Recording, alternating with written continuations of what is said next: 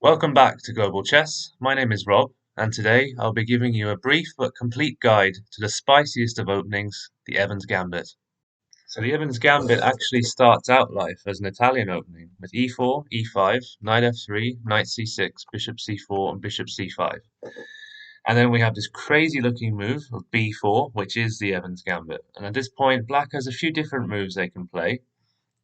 They can move the bishop back to e7, but that's generally just quite passive, and white's just going to have a time and space advantage for the rest of the game. Black can also move the bishop back to b6, at which point I recommend that white plays a4, just trying to trap that bishop on b6. And then black can play a few different moves. If black takes the pawn on b4, which is still hanging by the way, white plays a5, just trying to trap that bishop. Bishop can only really move to c5. Pawn c3, driving the knight back to c6, the only square for the black knight, realistically. White plays d4, attacking that bishop again. Black swaps the pawns off, and black moves the bishop back to b4, check.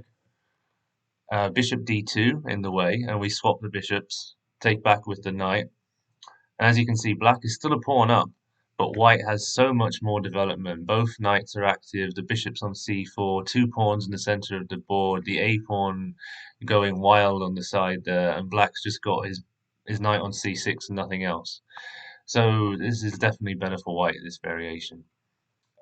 Instead of knight takes b4, black could also play a5, which is probably the best move for black in this position. And after a5, I'd recommend that white plays b5, knight d4, and then please don't fall into the trap of playing knight takes e5. It looks like a free pawn, but it's not, because black can play queen g5, and as you can see, the knight on e5 is hanging, the pawn on g2 is hanging. White can take the pawn on f7, check, and black has to move the king over to f8, but at this point, white's going to castle to try and stop the pawn on g2 from falling, and then the e5 knight falls, and black is just a pawn up, but now has pretty good development, and that bishop on f7 is more of a weakness than anything else, really. So I wouldn't recommend that. So if we just go back a little bit, instead of knight takes e5, I'd recommend knight takes d4. Just keep it a bit more solid. Just swap the knights. Bishop takes knight. Pawn c3 to drive the bishop back, all the way back to b6. Pawn d4 to strike in the center again, which is one of the key themes in the Evans Gambit. E takes d4, and then white just castles. There's no need to take the pawn back yet. It can do, but we're kind of hoping that black might fall into the trap of taking the pawn on c3, which is quite a bad idea. Black doesn't want to get too greedy in the Evans Gambit, because if they do, we have queen b3. The only move here really for black is pawn to d5 to try and block that diagonal attack on the pawn on f7. E takes d5, and black just tries to block that most likely with queen d6 to try and stop that d5 pawn from going any further forward. Knight takes c3, and at this point the material is equal, but white has just so much better development. That e file is open, ready for a check anytime soon. Knight can come into e4, bishop can go to g5, and it's just so much better for white. So what else can black play? Well, there's pawn to a6 instead of a5 or knight takes b4. So after a6, I'd recommend knight to c3, just developing the knight. No need to rush into anything at this point. And black most likely here will play knight f6, and then knight d5. Just get that knight as active as possible, drive it into the opposition's half of the board.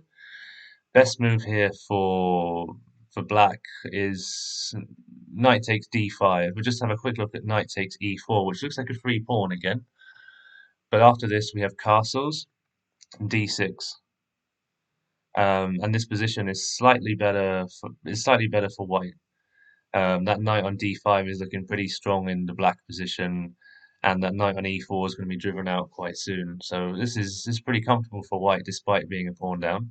If we just go back, instead of knight takes e4, For black, I'd recommend just swapping the knights. No need to get greedy and taking those three pawns. So knight takes d5. Take it back with the pawn, surprisingly, doubling the pawns but attacking the knight at the same time. Knight d4.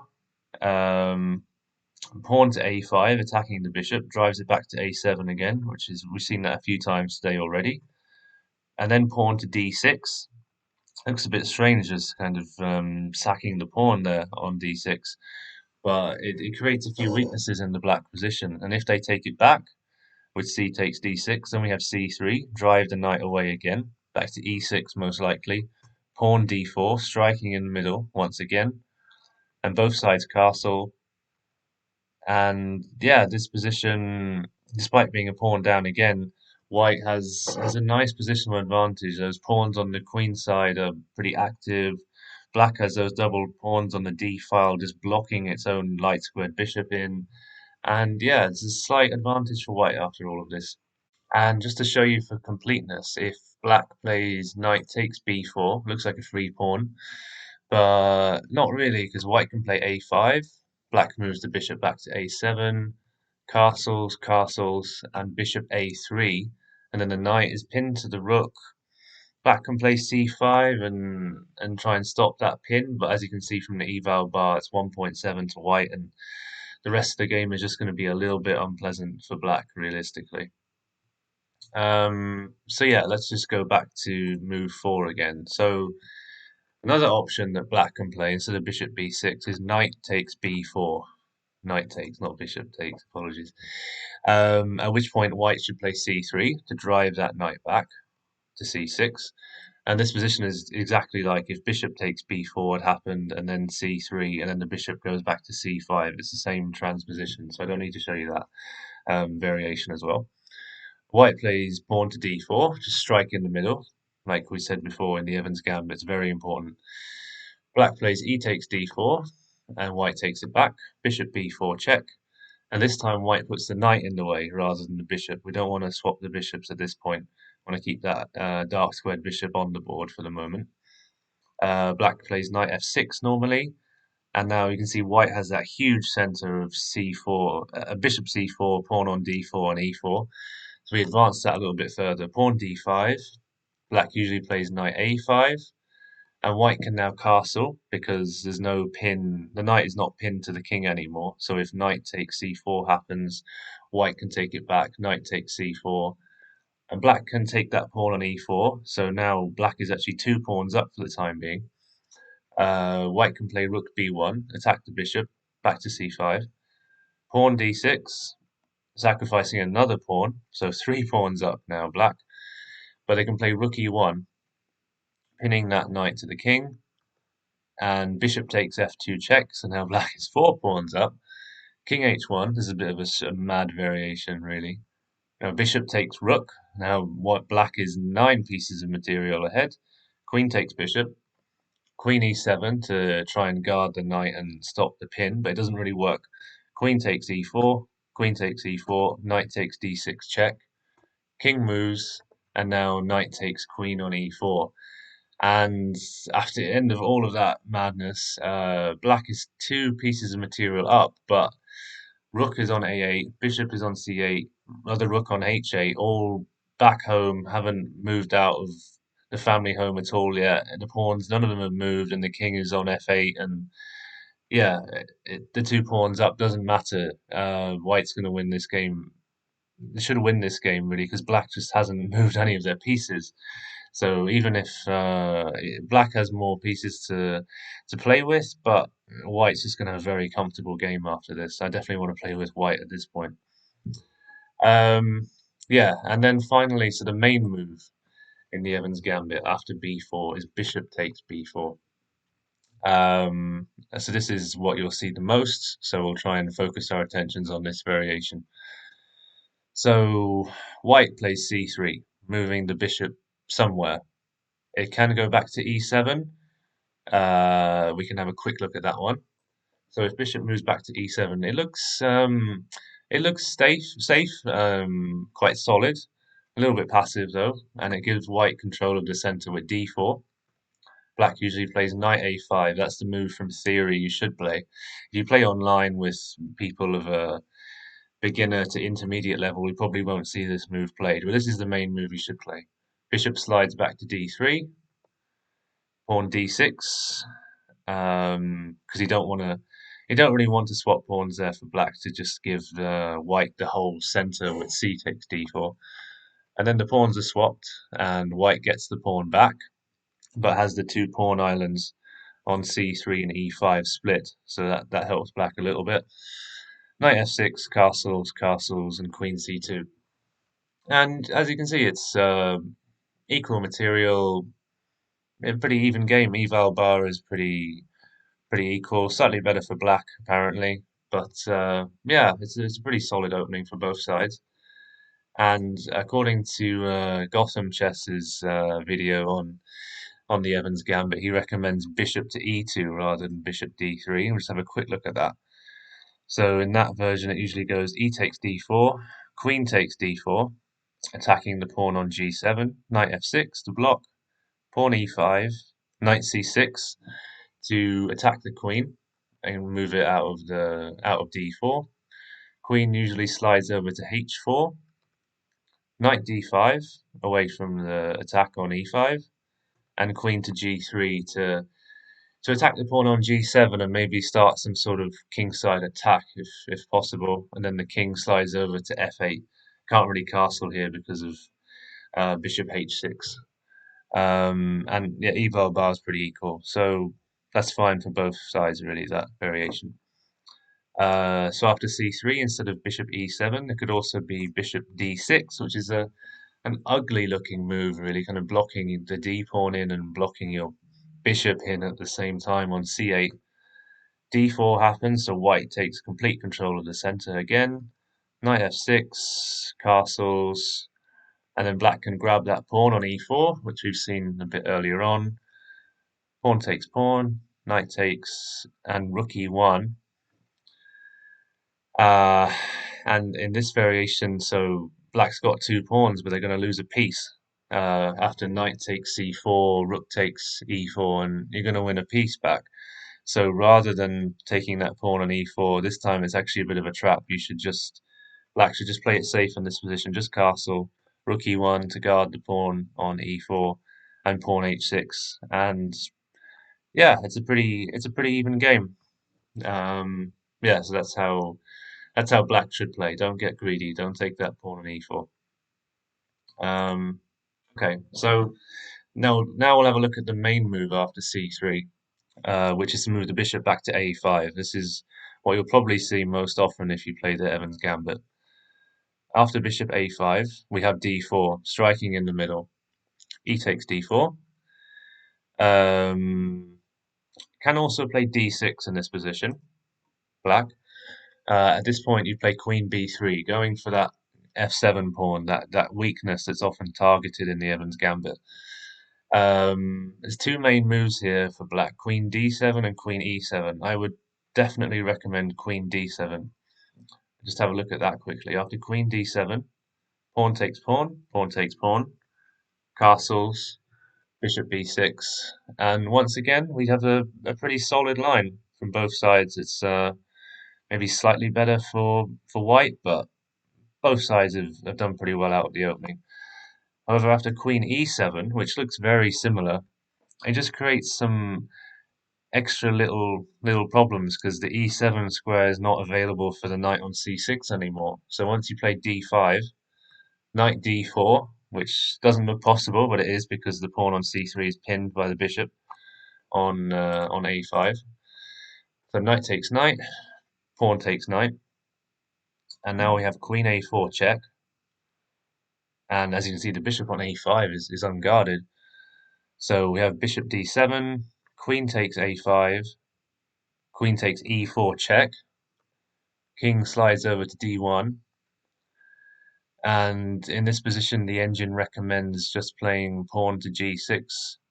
The pawn on g2 is hanging for white as well, but I guess after rook e1 check it's probably a bit too open for black's king. So just pawn b6. And engine says, yeah, about point 0.4, 0.5 to white. So yeah, that's why I'd recommend Queen D7 rather than Queen E7 because it just leads to a little bit too much openness, which Black doesn't really want in the Evans Gambit because it's if you get too open in a Gambit, then when you're playing against a Gambit, it could create some problems if you don't know what you're doing. So anyway, after D4, E takes D4, White just castles. White's playing a Gambit doesn't care too much about taking the material back, so just lets Black take another pawn if they so wish. But if Black plays pawn takes pawn, just Queen B3 again, it'll be similar to the lines we looked at earlier. So the best move for Black is Knight E7. Um, and instead of that, Black could play Knight F6. That's what I've seen recommended in some other videos. Um, but not as good as Knight E7, I think, because it allows White to play E5 and push that knight out of F6. Or Black can play D5, which is the only real move in this position. Hard move to find if you don't know what you're doing. So that's why I wouldn't recommend Knight F6 because you need to know the D5 move. After D5, pawn takes knight, pawn takes bishop, takes the pawn on G7, rook G8, rook E1 check, bishop G5 attacking the queen. Queen moves out of the way. Develop the knight on D2. Black gets another pawn, so it's 2 pawns up. Now knight into E4, threatening knight F6 check and winning the queen. Rook G6 to stop that. Knight H4 attacks the rook. And now this is the best line according to the engine. The black is actually losing the queen, but they've got 2 bishops and 2 pawns for the queen. Now I don't know who I'd prefer to play as in this position, but White has the queen as one more piece of material, but Black has all the activity. Open G file for the rook, potentially all the pieces are active compared to White's pieces. Yeah, it's anybody's game really, but I wouldn't really recommend going into that line too much. I think Knight E7 is probably the safer option. And just to show you what would happen if Black didn't play D5 in this position, after Knight E4, Rook E1, and then the only square really for the knight is to take the pawn on C3, swap the knights, and now White has 2 rooks hanging in this crazy variation of the Evans Gambit. 3 pieces of material down and 2 rooks hanging, but White is much better. How does that work? Well, let's see. Bishop G5 attacks the queen. Block it with Knight E7, which is the only reasonable option, realistically. Knight takes D4. Black loses a rook on E1 and doesn't even take the bishop back. Just Knight F5. And now uh, Black is losing the queen, realistically, no matter what they do. So the best move is Knight takes Knight, Bishop takes Queen, and move the bishop out of the way. And White just gives up another rook. They don't need the rook because the bishops are so powerful in this position. And then Black castles just to get some sort of safety. And at the end of all that, Black is up 2 points of material, but White has really good bishops and an active queen on A1 diagonally laser beaming across the board, and Black just has the rook on A8, bishop on C8 still stuck at home doing nothing. And White has all the potentials for activity and attacking in the future. So yeah, so that's the reason I wouldn't recommend Knight F6. So I think the best move is Knight G E7 for Black on move 7 here. Just keep it nice and tight. Don't want to, because White, who's playing the Evans Gambit, is probably going to know this better than Black does. So just keep it nice and tight. After that, the best move is Knight G5 for White, going after that F7 pawn. Once again, D5 is the best move for Black. It's a key move. So the key themes in the Evans Gambit: White attacks the S7 pawn, tries to gain space in the center with pushing C3 and D4, and Black always needs to remember that D5 move to try and block the bishop or queen attack on the F7 pawn. If Black doesn't play D5, let's have a look if Black plays castles, which looks perfectly natural just to get your king into safety, but is not safe at all. After Queen H5, so 3 pieces attacking that pawn on F7 now. Best move for Black, actually the only move to avoid mate, funnily enough, is H6. Because let's have a look, for example, if Black plays Uh, I don't even know what black could play. There's nothing else really after. Just h6 is the only move. Knight takes f7, rook takes f7, queen takes f7 check, king h8, swap the pawns, and now bishop takes h6, just sacrifice the bishop, queen f6 check, and then just develop the knight. And black's king is so exposed, despite still being a pawn up. Black is just so exposed that they're going to lose very quickly. The rook can lift to d3 and across to the h file. That knight can come into d5, go and attack the king as well. And yeah, black's going to lose pretty quickly after that. So black needs to play d5 on move 8. And we swap the pawns. And then a couple of things that black can play. Black can play knight takes d5 here. But this once again would not be a great option. After knight takes f7, king takes f7, queen f3 check, queen f6, trying to swap the queens off, but white's not going to do that. That's too easy. Bishop takes d5 check, king back to where it came from, rook e1 check, king d8, queen h5, h6, just blocking the bishop coming to g5, winning the queen. Bishop takes knight, take it back, and then there's a free bishop hanging on a5. And yeah, white's just a knight up and cruising to win in this game. So don't fall into that trap. There's so many traps here in the Evans Gambit, you can see. So instead of that, black should play knight e5, attack the bishop on c4 and simultaneously guarding the pawn on f7. Queen takes d4, equal material here. f6, rook e1. Black can take the knight on g5, but then there's just the knight's hanging on e5, and that's not very good for black at all. So best move is bishop b6, attacking the queen. Queen h4, and then the knight on e5 back to g6, attacking the queen, trying to force it out of there. That was what was recommended in Simon Williams's video on the Evans Gambit. I've actually been taking a look at Stockfish, and actually Stockfish now recommends bishop f5 as the best move in this position for black, and it gives a 0.62 advantage to black in this position. So if you're playing against the Evans Gambit as black, and you've actually watched this far in the video, then this is, I think, how you should play against the Evans Gambit. This will give you a slight advantage. Knight d2. Now you move the knight back to g6. Queen g3. Now you take the knight for black.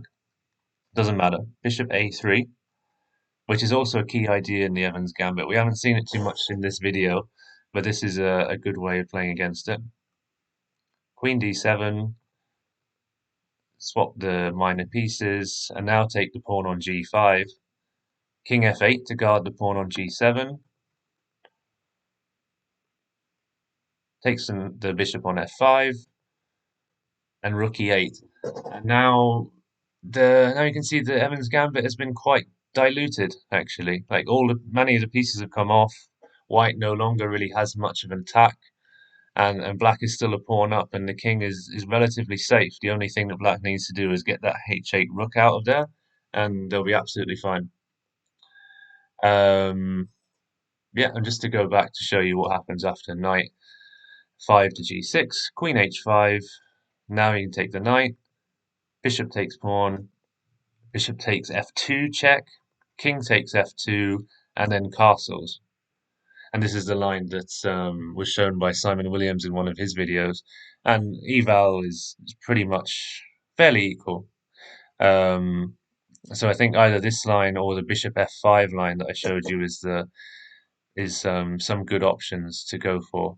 Bishop f5 for black, and this option is usually relatively good for white. So anyway, that's all I wanted to show you on the Evans Gambit. Thank you so much for watching. Please like and subscribe if you enjoyed today's video. And yeah, I'll see you next time.